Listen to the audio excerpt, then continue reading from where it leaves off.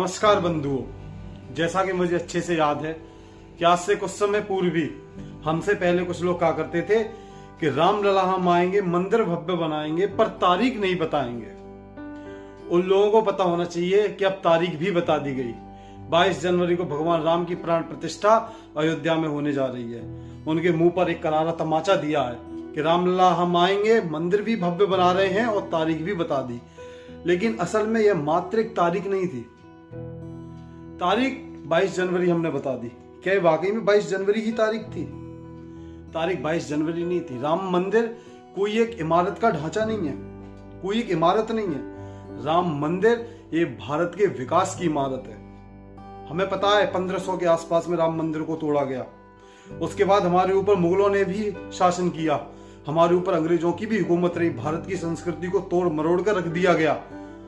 लेकिन जब बता दें कि जा पर कृपा राम की हुई, जो कहावत है ना, वो कहावत सिद्ध होती है। कहावत सिद्ध ऐसे होती है कि जब राम मंदिर का आंदोलन शुरू हुआ, आपको अच्छे से याद होगा 87-89 के समय राम मंदिर का जब आंदोलन शुरू हुआ, उस समय भारत की अर्थव्यवस्था में एक नया दौर आया।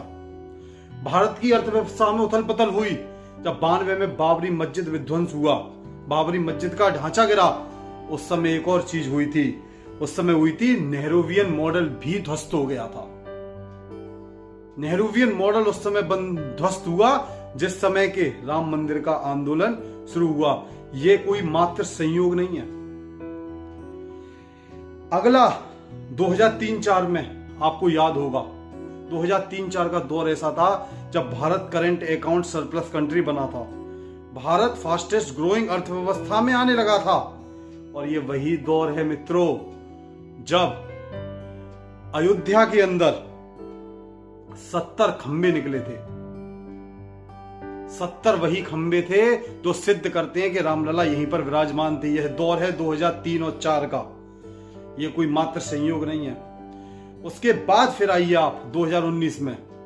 2019 में जब भारत $500 बिलियन फॉरेक्स सरप्लस हो गया, जो कि 2003-04 में मात्र $100 बिलियन था।